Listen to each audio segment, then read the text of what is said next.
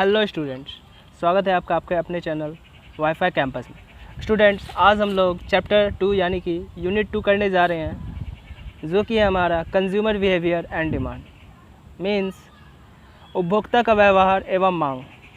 Students, consumer behaviour के अंदर या यूँ कहें कि कंज्यूमर बिहेवियर एंड डिमांड के अंदर हम लोगों को कुछ टॉपिक्स पढ़ने हैं। उस टॉपिक्स को हम लोग यहाँ थोड़ा नीचे देखेंगे। हमारा पहला टॉपिक है स्टूडेंट्स कंज्यूमर इक्विलिब्रियम, दूसरा टॉपिक है कंज्यूमर इक्विलिब्रियम, तीसरा टॉपिक है डिमांड थ्योरी और लास्ट टॉपिक है हमारा इलास्टिसिटी ऑफ डिमांड।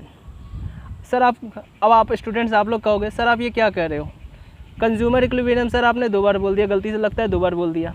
तो स्टूडेंट्स, कंज्यूमर इक्विलिब्रियम को हम लोग को 2 बार इसलिए पढ़ना है क्योंकि कंज्यूमर इक्विलिब्रियम को जो है सो 2 अर्थशास्त्रियों ने या यूँ कहें कि 2 इकोनॉमिस्ट ने जो है सो अलग अलग टर्म्स पे समझाया है।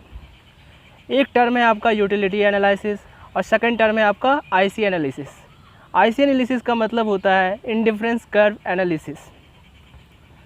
स्टूडेंट्स, कंज्यूमर इक्विलिब्रियम, सबसे पहले हम लोग कंज्यूमर बिहेवियर क्या है, इसके अंदर हम लोगों ने क्या किया, इसको जो है सो इसके कुछ सब टॉपिक्स निकालें कंज्यूमर बिहेवियर के, जिसमें हम लोगों ने देखा कंज्यूमर इक्विलिब्रियम, फिर हम लोगों ने बात किया यूटिलिटी एनालिसिस के अकॉर्डिंग।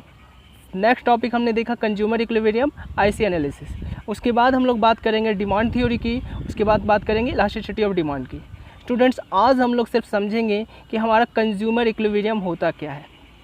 आज हम लोग इस चैप्टर को जो है सो ब्रीफ में जो है सो समझने की कोशिश करेंगे और उसके बाद जो है सो हम लोग इसके क्वेश्चंस और आंसर को आने वाले टाइम पे करेंगे। स्टूडेंट्स, सबसे पहले हमें ये बात समझना चाहिए कि कंज्यूमर इक्विलिब्रियम होता क्या है। सर आपने ये क्या कह दिया, कंज्यूमर इक्विलिब्रियम, आपने तो ये बताया ही नहीं कि कंज्यूमर, सबसे पहले ये कंज्यूमर क्या है, कंज्यूमर कौन है। तो स्टूडेंट्स, एक बात आप अच्छे से समझ लो, सबसे पहले कंज्यूमर इक्विलिब्रियम को समझने से पहले हमें ये समझना पड़ेगा कि ये कंज्यूमर किस बला का नाम है, ये कंज्यूमर है कौन। तो स्टूडेंट्स, कंज्यूमर कोई भी पर्सन हो सकता है। मैंने क्या कहा, कंज्यूमर कोई भी पर्सन हो सकता है, यानी कि कंज्यूमर क्या है, एक पर्सन है, means consumer is a person. तो कंज्यूमर करता क्या है, कंज्यूमर क्या करेगा, कंज्यूम करेगा। कंज्यूमर क्या करता है, कंज्यूम करता है। क्या कंज्यूम करता है, गुड्स और सर्विसेज को। क्या कंज्यूम करता है स्टूडेंट्स, गुड्स और सर्विसेज को। क्यों कंज्यूम करता है, ताकि उसकी सेटिस्फैक्शन जो है सो मैक्सिमम हो सके, ताकि उसकी सेटिस्फैक्शन मैक्सिमम हो सके। तो कंज्यूमर क्या हुआ, कंज्यूमर क्या है, consumer is a person one who consume goods and services for his satisfaction. तो स्टूडेंट्स, कंज्यूमर को हम लोग अच्छे से समझ लिए कि कंज्यूमर क्या होता है। कंज्यूमर एक पर्सन है, कंज्यूमर एक बंदा है जो क्या करता है, जो गुड्स और सर्विसेज को क्या करता है, कंज्यूम करता है। किसके लिए, अपनी संतुष्टि के लिए। यहाँ तक बात समझ में आ गई हो कि कंज्यूमर होता क्या है। अब कहोगे सर आपने इक्विलिब्रियम का मतलब नहीं समझाया, उस पर भी हम लोग आएंगे, लेकिन हम लोगों को सबसे पहले कंज्यूमर, हम लोग धीरे धीरे आगे बढ़ेंगे, स्टेप बाय स्टेप बढ़ेंगे, ना कि एक ही बार में जो है सो कंज्यूमर इक्विलिब्रियम का मतलब समझ लेंगे। अभी हम लोगों ने देखा कि कंज्यूमर होता क्या है। कंज्यूमर के बारे में हम लोगों ने क्या देखा, कंज्यूमर क्या है, एक पर्सन है, एक इंसान है, एक आदमी है जो क्या करता है, जो गुड्स और सर्विसेज को क्या करता है, कंज्यूम करता है। किसके लिए, अपनी आत्मसंतुष्टि के लिए। ठीक है, अब हम लोग बात करेंगे कि ये जो गुड्स और सर्विसेज है, इसको आप लोग जो है सो कैसे मापोगे। नहीं समझ में आया। देखिए स्टूडेंट्स, अभी हम लोगों ने कुछ टाइम पहले देखा था कि कंज्यूमर इक्विलिब्रियम को हम लोगों ने क्या किया था, 2 पार्ट्स में जो है सो डिवाइड किया था। कंज्यूमर इक्विलिब्रियम हम लोगों को देखा था पहले यूटिलिटी एनालिसिस में, सेकंड देखा था हम लोगों ने आईसी एनालिसिस में। यूटिलिटी एनालिसिस को हम लोग स्टूडेंट कार्डिनल एनालिसिस भी कहते हैं और आईसी एनालिसिस को स्टूडेंट्स हम लोग ऑर्डिनल एनालिसिस भी कहते हैं। अब ये कार्डिनल क्या है सर, ऑर्डिनल क्या है सर। तो स्टूडेंट्स, कार्डिनल एक ग्रीक वर्ड है जिसका मतलब होता है नंबर्स, जिसका मतलब होता है नंबर्स, जिसका मतलब होता है मेज़रमेंट, या यूँ कह सकते हैं आप मेज़रमेंट भी कर सकते हैं, या यूँ कहें कि नंबर ही ज़्यादा बेटर रहेगा। कार्डिनल का मतलब हो गया 1 2 3 4 5 6 7 8, ये हो गया आपका कार्डिनल नंबर। ऑर्डिनल नंबर का मतलब होता है, ऑर्डिनल नंबर का मतलब रैंकिंग की बात की जा रही है यहाँ पर, फर्स्ट, सेकेंड, थर्ड, फोर्थ, ये हो गया आपका ऑर्डिनल नंबर। हम लोगों ने समझा क्या कि कार्डिनल नंबर क्या होता है, ऑर्डिनल नंबर क्या होता है। कार्डिनल नंबर का मतलब जो आप काउंटिंग जानते हो, जो आप गिनती पढ़ते हो, उसको ही कहते हैं कार्डिनल नंबर। ऑर्डिनल नंबर का मतलब क्या, जो कि आप रैंकिंग करते हो, फर्स्ट, सेकंड, थर्ड, फोर्थ, उसी को कहते हैं हम लोग ऑर्डिनल नंबर। अब हम लोग बात करते हैं अपने टॉपिक पे, अब हम लोग अपने टॉपिक की ओर आते हैं। तो स्टूडेंट्स, गुड्स और सर्विसेज को जो है सो हम लोग दो टर्म में क्या कर सकते हैं, मेज़र कर सकते हैं। अगर आपसे मैं एक क्वेश्चन करूं कि क्या हम लोग ये जो गुड्स और सर्विसेज को हम लोग जो कंज्यूम कर रहे हैं, गुड्स को क्या कर रहे हैं, कंज्यूम कर रहे हैं, क्या आप उसे माप सकते हो? आप एक बार कहोगे सर यस, और एक बार कहोगे आप नो। तो गुड्स एंड सर्विसेज को जो है सो हम लोग मेज़र कर भी सकते हैं या फिर हम उसको रैंकिंग भी कर सकते हैं।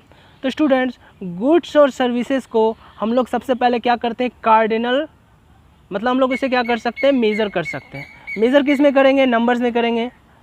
स्टूडेंट्स, हम लोग एक चीज़ जानते हैं कि कोई भी चीज़ को जो है सो अगर हम लोग सामान लेते हैं या एग्जांपल समझते हैं, अगर मान लीजिए आप चीनी लेने जा रहे हो या दूध लेने जा रहे हो, तो आप उसे क्या करते हो, मेज़र करके ही लेते हो। मतलब क्या हुआ, ऐसे ही तो नहीं लेके आ जाते हो ना, आप उसे क्या करते हो, मेज़र करके लेते हो। मेज़र करने का मतलब कि अगर आप चीनी लेने जा रहे हो तो आप 1 kg लोगे, 2 kg लोगे, या यूँ कहें कि अगर आप दूध लेने जा रहे हो तो आप 1 लीटर लोगे, 2 लीटर लोगे या 3 लीटर लोगे। तो दूध को हम लोगों ने किस में मेज़र किया स्टूडेंट्स, लीटर में। चीनी को किस में मेज़र किया, केजी में। तो उसी तरह से स्टूडेंट्स, जब हम कोई भी चीज़ को कंज्यूम करते हैं, तो उससे हमको जो है सो कुछ सेटिस्फैक्शन मिलता है, और उस सेटिस्फैक्शन को हम लोग जो है सो क्या करते हैं, मेज़र करते हैं। और उस मेज़र करने वाले चीज़ को हम लोग कहते हैं यूटिल्स, या यूँ कहें कि जिस टर्म में हम उसे मेज़र करते हैं, एक मिनट स्टूडेंट्स, जिस टर्म में हम उसे मेज़र करते हैं उसको क्या कहते हैं, यूटिल्स कहा जाता है स्टूडेंट्स, UTILS, फिलहाल यही लिख देते हैं, ठीक है। यूटिल्स में क्या करते हैं स्टूडेंट, उसको मेज़र करते हैं। यूटिल्स क्या होता है, यूटिल्स एक मेज़रमेंट का तरीका है जिससे हम लोग क्या करते हैं, गुड्स एंड सर्विसेज को क्या करते हैं, मेज़र करते हैं। किसमें, कार्डिनल अप्रोच में। मतलब कि कार्डिनल नंबर में जब हम लोग क्या करेंगे, गुड्स एंड सर्विसेज को मेज़र करेंगे, तो उसमें हम लोग जो है सो यूटिल्स जो है सो लिखना ज़रूरी होता है।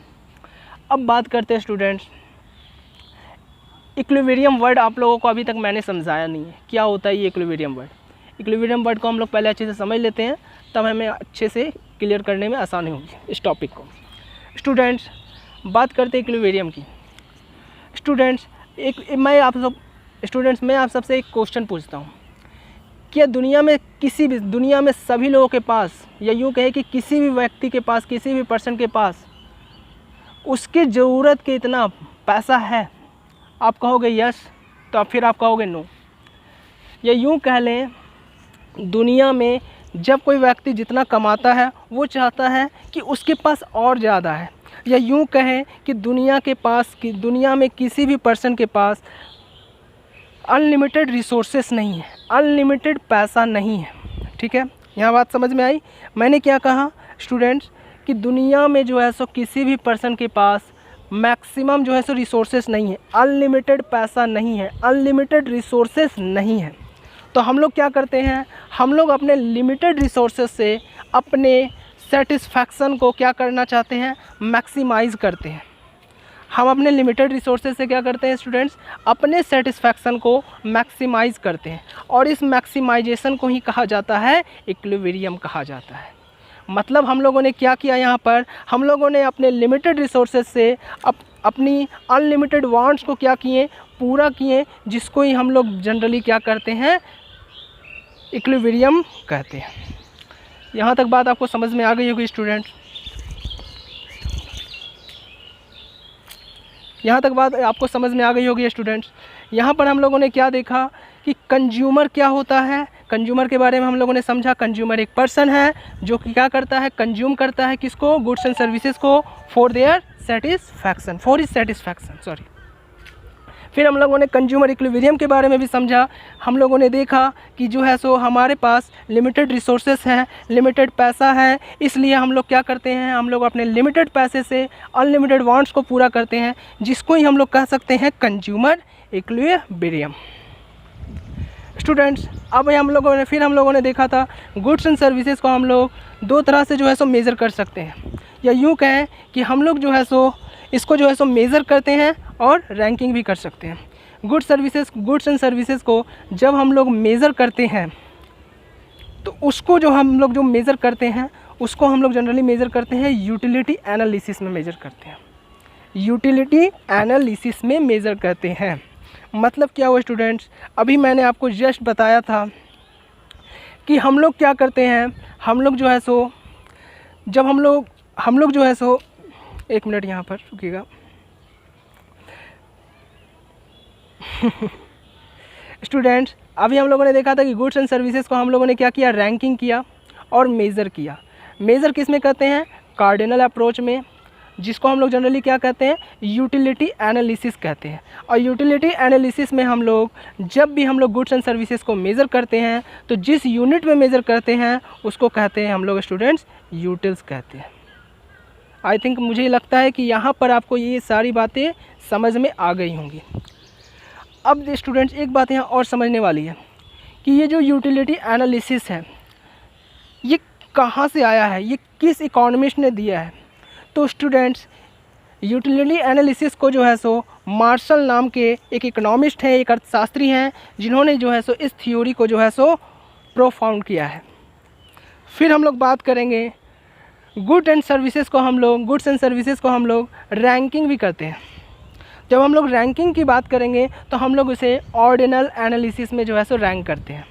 और जब हम लोग ऑर्डिनल एनालिसिस में रैंक करते हैं तो यहाँ पर बात आ जाती है आईसी एनालिसिस की, या यूँ कहें कि इंडिफरेंस कर्व एनालिसिस की। स्टूडेंट्स, इंडिफरेंस कर्व एनालिसिस को जो है सो प्रोफाउंड किया था हिक्स एंड एलन ने, या यूँ कहें कि जे.आर. हिक्स ने और आर.जे.डी. एलन ने। स्टूडेंट्स, ये जो यूटिलिटी एनालिसिस है इसको हम लोग ट्रेडिशनल एनालिसिस भी कहते हैं, और ये जो ऑर्डिनल एनालिसिस है इसको हम लोग मॉडर्न अप्रोच या मॉडर्न एनालिसिस भी कहते हैं। स्टूडेंट्स, आई होप कि आपको सारी बातें जो है सो समझ में आ गई होगी। इस चैप्टर में हम लोगों ने अभी तक देखा कि कंज्यूमर इक्विलिब्रियम होता क्या है, जिसमें हम लोगों ने सबसे पहले कंज्यूमर की बात की। तो कंज्यूमर क्या होता है, कंज्यूमर एक पर्सन होता है जो गुड्स एंड सर्विसेज को क्या करता है, कंज्यूम करता है फॉर हिज सेटिस्फैक्शन। फिर हम लोगों ने बात किया था कि गुड्स एंड सर्विसेज को हम लोग दो टर्म में क्या करते हैं, मेज़र करते हैं। फर्स्ट में जब हम मेज़र करते हैं तो उसको कहते हैं कार्डिनल एनालिसिस, और सेकंड में हम लोग क्या करते हैं, उसे रैंकिंग करते हैं ऑर्डिनल एनालिसिस में। कार्डिनल एनालिसिस को हम लोग यूटिलिटी एनालिसिस भी कहते हैं और ऑर्डिनल एनालिसिस को हम लोग इंडिफरेंस कर्व एनालिसिस भी कहते हैं। यूटिलिटी एनालिसिस को मार्शल नाम के इकोनॉमिस्ट ने क्या किया था, प्रोफाउंड किया था, और इंडिफरेंस कर्व एनालिसिस को हिक्स एंड एलन नाम के इकोनॉमिस्ट ने क्या किया था, प्रोफाउंड किया था। आई होप स्टूडेंट्स आपको ये लेक्चर बहुत अच्छा लगा होगा, समझ में आया होगा। अगर आपको ये लेक्चर पसंद आता है तो इस लेक्चर को जो है सो, इस चैनल को जो है सो लाइक कीजिए, सब्सक्राइब कीजिए और इस लेक्चर को शेयर करना बिल्कुल ना भूलें स्टूडेंट्स, ताकि इस लॉकडाउन में बहुत सारे बच्चों को जो है सो पढ़ने में प्रॉब्लम हो रही होगी। इसलिए आप इस लेक्चर को आप इस लेक्चर को जो है सो शेयर ज़रूर करें, ताकि आपके फ्रेंड्स, आपके जो आपके रिलेटिव्स हैं उन लोगों को शेयर करें, ताकि जो है सो ये लेक्चर जो है सो हर घर तक पहुंच सके और सभी बच्चों को ये टॉपिक जो है सो अच्छे से क्लियर हो सके। चलिए स्टूडेंट्स, रखते हैं आज के लिए इतना ही। धन्यवाद।